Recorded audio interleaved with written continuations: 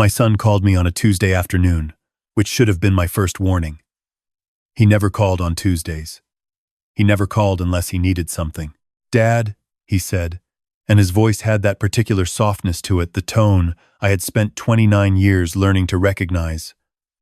Not the voice of a son who missed his father, the voice of a son who needed his father's wallet. "Lauren and I have been talking. We think it's time we took the next step."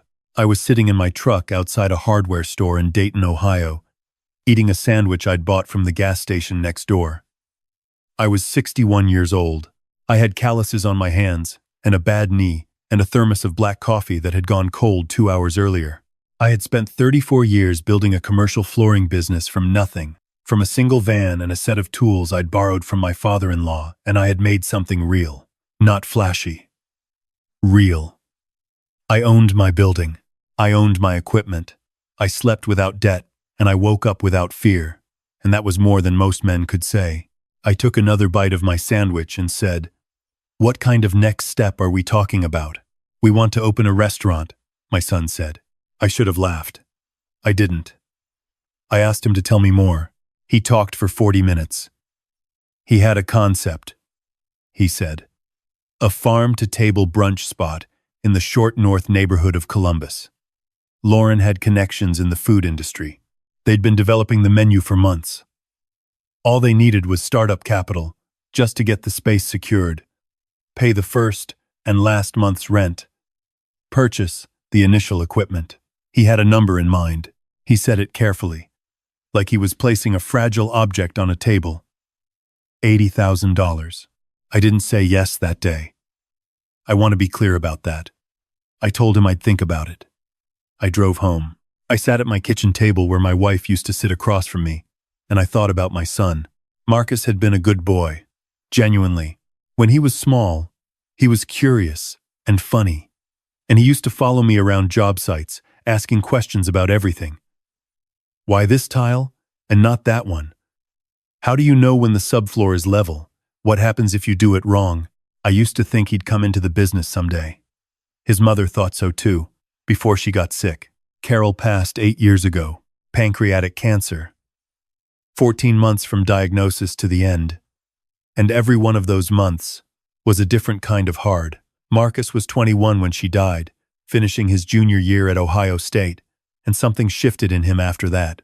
Something went quiet in a way that never quite came back. I told myself it was grief. I told myself to give him time. I told myself a lot of things over the years that turned out to be excuses I was making for both of us. After graduation, he moved back home. I told him it was temporary, but I didn't mean it when I said it, and he knew I didn't mean it. He worked for a catering company for a while, then a bar, then a wine distributor, then nothing. He had ideas constantly, a food truck, a pop-up market, a private chef service. Each one needed seed money. Each one lasted somewhere between 2 weeks and 4 months. Each time I told myself, this one might be different. Each time I was wrong. And then he met Lauren. I want to be fair when I talk about my daughter-in-law, because fair is what I am. She is a beautiful woman, intelligent. She speaks with confidence, and she dresses well. And when she looks at you like she's already decided what category you belong in. When Marcus first brought her home to meet me, she looked at my house, a solid 4-bedroom colonial in a good neighborhood, nothing extravagant. And she smiled the smile of someone who is being polite about their disappointment. She came from money. Her father was a cardiologist in Dublin, Ohio. Her mother had never worked a day that Lauren mentioned. They drove European cars and took 2 vacations a year, and Lauren had the unshakable ease of someone who had never once had to choose between 2 things because she couldn't afford both. I don't say this as criticism. I say it because it matters to understanding what happened. They moved in together after 6 months of dating. My son's apartment was something I helped pay for, not directly, not officially. But his freelance consulting work somehow never quite covered the full rent, and I had a habit of making up the difference without being asked. I had a habit of a lot of things I never examined too closely. So when Marcus called me about the restaurant, I didn't say no. I said I'd think about it. And after a week of thinking, I said yes. I didn't give him $80,000. I did something I thought was smarter. I co-signed a small business loan, $50,000 from the bank, and I put in $30,000 of my own cash as a bridge. My name was on the paperwork. My credit was on the line. I told Marcus clearly, the way I should have told him things clearly for years. This is a loan, not a gift. I want a repayment schedule. I want to see the books every quarter. I need to know this is being treated like a real business. He agreed. He shook my hand. Lauren smiled. I believed them. The restaurant opened in March. I went to the soft launch, a Tuesday evening, which by then had become something of a theme in my relationship with my son. The space was beautiful. I'll give Lauren that. She had an eye for design, white walls and reclaimed wood and those Edison bulbs that every restaurant in America has had for 10 years but still feel intentional. The menu was ambitious. The prices made me set down the menu and pick it back up again. $22 for eggs Benedict, I said to Marcus, quietly, while Lauren was talking to someone near the bar. It's the short north, Dad, he said. That's just what things cost here. The food was good. The service was slow but forgivable. I ate my meal, and I drank a glass of wine, and I drove home feeling cautiously optimistic. Maybe this time, I thought. Maybe this is the one. For 4 months, things seemed fine. Marcus texted me occasionally with updates, good weekend numbers, a write-up in a local food blog, a private event booking that brought in real money. I didn't push for the quarterly books. I told myself I was giving him room to breathe. Then in July, the texts stopped. Not suddenly. Gradually. The way a fire goes out, first slower responses, then responses that didn't quite answer my questions, then a stretch of 4 days where I heard nothing at all. When I finally reached him, he sounded tired in a specific way I recognized. The way he sounded when something had gone wrong and he was deciding how to tell me. The kitchen manager quit, he said. We're restructuring. Restructuring how? Just operationally. Nothing major. I asked about the loan repayment. We were supposed to have made the first installment in June. He said they'd had some cash flow issues, but it was temporary. I asked when. He said soon. Soon stretched into August. August became September. In September, I drove to Columbus on a Saturday morning without telling him I was coming. I parked on the street and walked to the restaurant and stood outside for a moment looking at the sign they'd had. Made good sign. Expensive sign. And then I walked in. The place was half empty at 11 a.m. on a Saturday, which for a brunch spot is something close to catastrophic. The host seated me without recognizing me. I ordered coffee and sat and watched. The service was disorganized. 2 tables waited too long. A busser dropped a tray, and nobody helped him. The food, when it came, was fine, but not exceptional. I paid my check and left without announcing myself. On the drive home, I called my accountant and asked him to help me pull together everything I had signed. Every document, every line of personal liability. I wanted to see exactly where I stood. What I found was not good. The loan had not made a single repayment. The business account which I had co-signed access to as a condition of the startup money was overdrawn. The $30,000 I had put in as bridge cash had been used not for equipment or operating costs, as we had agreed, but for a combination of things I hadn't approved. A catering van that was leased, not purchased. A renovation to the back office that had no business justification. And I want you to stay with me here. A 5-day trip to Napa Valley that had been booked in April, and Mac and Sis charged to the business account under the category of market research. I sat at my kitchen table for a long time that evening. The house was quiet the way it gets quiet when you've lived alone for 8 years, which is a very specific kind of quiet. Carol's photo was on the mantel. I looked at it for a while, then I called my son. He didn't answer. I called again. He picked up on the 4th ring, and I could hear music in the background. Glasses. Voices. He was out somewhere. I need you to come to Dayton, I said. This week. Not next week. Dad, is everything okay? Come to Dayton, I said again, and I hung up. He came on Wednesday. He came alone, which surprised me. I had expected Lauren. He sat across from me at the kitchen table, and I put the printouts in front of him. The account statements. The zero balance loan repayment column. I didn't raise my voice. I had decided before he arrived that I wasn't going to raise my voice. Walk me through the Napa trip, I said. He looked at the paper. He looked at his hands. It was research, he said. We needed to understand the wine program better. Lauren knows people out there who. It was 5 days, I said. 4-star hotel. 2 flights. Nearly $8,000 charged to a business account that was already behind on its primary loan obligation. He didn't say anything. The bridge money, I said. What happened to it? It went into the business. The catering van is a lease, Marcus. That's a monthly obligation on top of everything else. We didn't discuss a lease. We needed the flexibility. You needed to talk to me. He exhaled through his nose, and I recognized that too, the small, almost invisible expression of annoyance at being held accountable. He had learned to hide it well over the years, but I had known his face for 29 years, and I could read it the way you read weather. I'm going to fix it, he said. We have a big event booked in November. A corporate holiday party, 200 people. That's going to bring in real money, and we can start catching up on the Lauren's father, I said. Has he been involved at all? Has he offered anything? My son looked at me with an expression I couldn't immediately name. Not guilt. Something more complicated. Her parents aren't in a position to help right now, he said. Her father is a cardiologist. They have their own situation. I didn't push it. I made a note of it and I didn't push it. We talked for another hour. By the end, I had agreed to hold off on any action until after the November event. I told him I wanted weekly updates. I told him I wanted to see the books. He agreed. He thanked me. He hugged me on the way out, and I stood on my porch watching him drive away, and I felt, I want to be honest, I felt hope again, which by that point was probably my most persistent character flaw. The weekly updates lasted 2 weeks. In October, I got a call from the bank. Not from Marcus. From the bank, informing me that the loan was now 90 days delinquent, and that as the co-signer, I would be receiving formal notice. I thanked the woman on the phone. I hung up.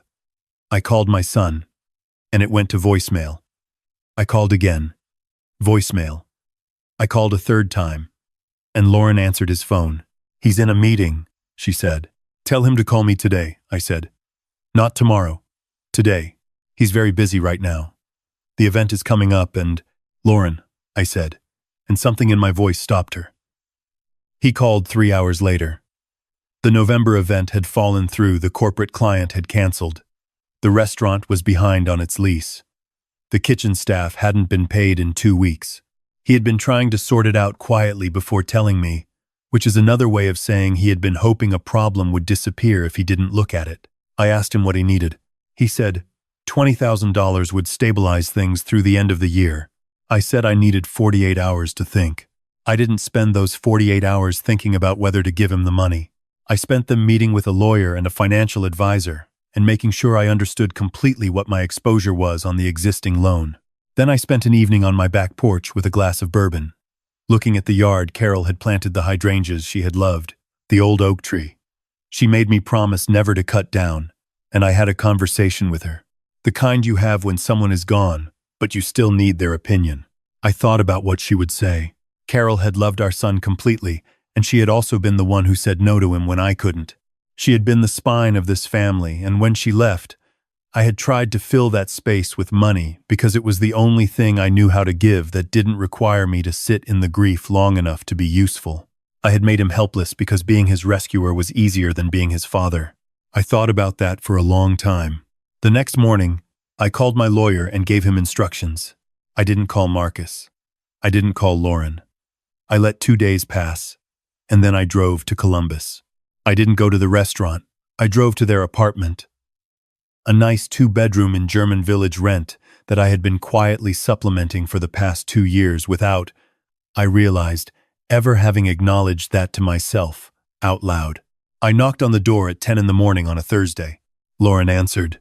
She was in workout clothes and she had her coffee and she looked at me with the mild surprise of someone who wasn't expecting company but wasn't particularly unsettled by it either. There was no discomfort on her face. That, more than anything else that morning, told me something. "Is Marcus home?" I asked. "He ran out to get something," she said. "He'll be back soon. Do you want to come in?" I came in. I sat on their couch. A couch I recognized.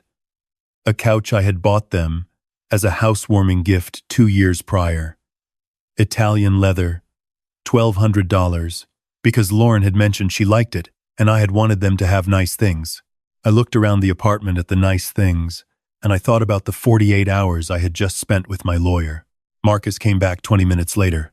He saw my face when he walked in, and he stopped moving for just a moment, just a fraction of a second, before he recovered and smiled and said, "Hey, Dad, I didn't know you were coming." "Sit down," I said. We sat. Lauren stayed in the kitchen, which told me she knew more than she was pretending. "I've decided not to put in the 20,000, I said. "I've also spoken to the bank. I'm going to work with them on the loan, but I'm going to do that separately, to protect my own credit. The restaurant, that's your problem to solve. I'm not a solution to it anymore." My son looked like I'd said something in a language he'd heard once but never studied. "Dad, if we don't get that bridge capital in the next 2 weeks, we're going to have to close."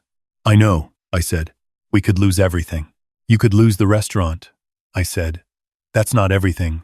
That's a business that has been operating at a loss for 8 months, and that was never going to be sustainable at this burn rate. I know that now, and I think somewhere you know it too. So that's it?" His voice had an edge I didn't often hear from him. "You're just done? After everything you said about investing in me?" "I invested in a business plan," I said. "A business plan with a repayment structure and quarterly transparency, which were conditions we agreed on. That's not what happened. Things went sideways. That happens with small businesses. You know that. The Napa trip, Marcus." He went quiet. "The Napa trip happened in April," I said. "When the business was already 3 months old and not yet profitable. You took $8,000 out of the operating account and went to California. That wasn't cash flow trouble. That was a choice." Lauren had come to stand in the doorway of the kitchen. She had her coffee mug in both hands, and she was looking at me with an expression I had to work to read. Not guilt, not defiance. Something more careful than either. "I'd like to ask you something," I said to her directly, which I rarely did, because I had always been careful to address things through Marcus, to keep the peace. "Your father, does he know about the state of the business?" She took a small sip of her coffee. "My parents aren't in a position to." "I'm not asking about their position," I said. "I'm asking if he knows, if you've called him and had this conversation." A pause. A very small one, but I had my answer before she spoke. "That's interesting," I said, "because the last 2 years of my life suggest otherwise." I stood up. I picked up my jacket. I looked at my son for a long time at his face, which was Carol's face in so many ways. The same shape of jaw, the same eyes, and I felt something move through me that was sad and also very clear. "I love you," I told him. "That hasn't changed, and it won't. But I'm done being the reason you don't have to figure things out. That's not love. I should have known that a long time ago. I think your mother would have made me understand it sooner." He didn't say anything. His eyes were wet. "I'm removing my name as the supplemental payer on this apartment lease at the end of the month," I said. "I've already spoken to the property management company. You have 30 days. I looked at Lauren once more. "I hope your father is more available than you've suggested, because you're going to need someone." I walked out. I drove back to Dayton. I stopped at the gas station by the hardware store and bought a sandwich turkey on wheat. The same thing I always got, and I sat in my truck and I ate it, and I did not cry, which surprised me. I thought I would cry. Instead, I felt something I hadn't felt in years. Something I had forgotten was even available to me. I felt like myself. The calls came, as I had known they would. Marcus called 6 times in the first 2 days. I let most of them go to voicemail, and I listened to each one. They moved through stages: shock, then pleading, then a controlled reasonableness that was almost impressive, then something that wanted to be anger but couldn't quite get there because somewhere underneath everything, I think my son knew I was right. Lauren called once. She left no message. My brother Gary came to visit that weekend from Cincinnati. Gary is 64 and he has 3 kids who all have jobs and mortgages, and he has never once paid their rent. Not because he didn't love them, but because it never occurred to him that love required it. We sat on my porch with the bourbon, and I told him everything, and he listened the way older brothers listen without interrupting, without performing sympathy, just taking it in. "You know what Carol would say," he said when I was done. "I know," I said. "She'd say you finally showed up." I looked at the hydrangeas. They were past their peak for the year, going brown at the edges. I needed to cut them back for winter.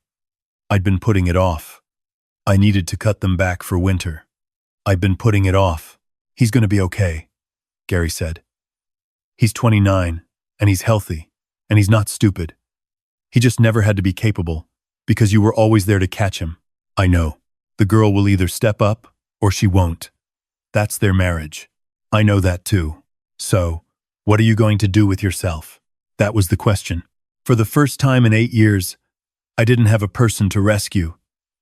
I didn't have a phone call to wait for, a problem to solve, a check to write. I was 61 years old and my business was healthy, and my house was paid for, and Gary was sitting on my porch and the evening was cool and the sky was doing something beautiful over the tree line. "I've been thinking about Portugal," I said. Gary looked at me. "Portugal. I've been thinking about it for about 5 years. Carol wanted to go. We never got there." He was quiet for a moment. "When are you thinking?" "January, maybe.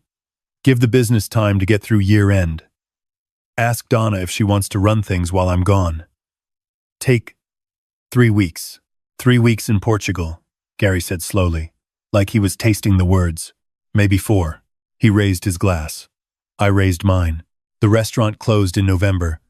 I found out not from Marcus but from a mutual friend who had seen the sign in the window. I sent my son a text that evening, nothing long, just 3 lines. "I heard about the restaurant. I'm sorry it didn't work out the way you hoped.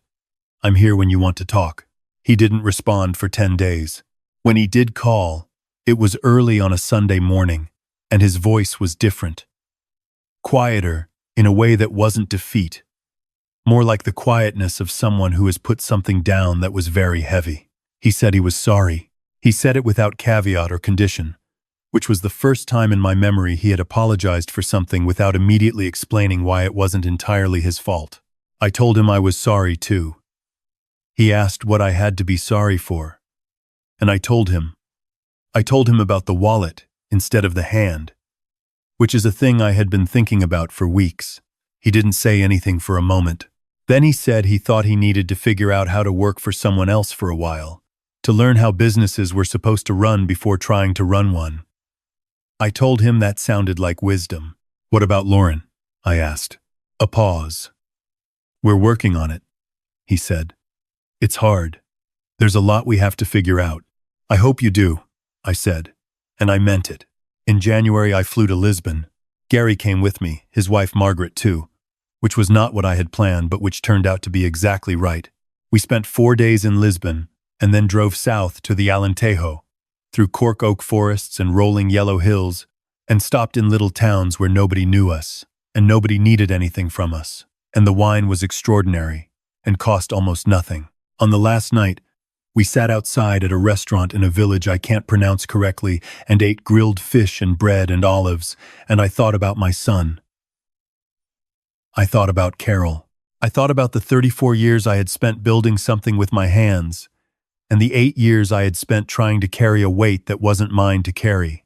I took out my phone, and I looked at the photo I had as my background Marcus, at about 8 years old, on a job site, wearing one of my old work boots on each hand, because his feet weren't big enough to fill them yet, grinning like the world was a very funny place.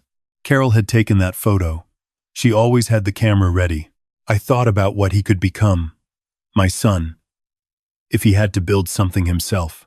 I thought about the calluses that were coming for him, the specific education of consequence, which is the only teacher that ever really got through to either of us. I put the phone away. The fish was perfect. The night was warm. Gary was laughing at something Margaret had said, and the sound of it carried across the square. And somewhere in Ohio, my son was figuring out how to be a person without a safety net, which is exactly as terrifying and necessary as it sounds. I ordered another glass of wine. I looked up at the sky, which was doing the same beautiful thing it does everywhere if you take the time to look. And for the first time in a very long time, I didn't feel like I was waiting for something to go wrong.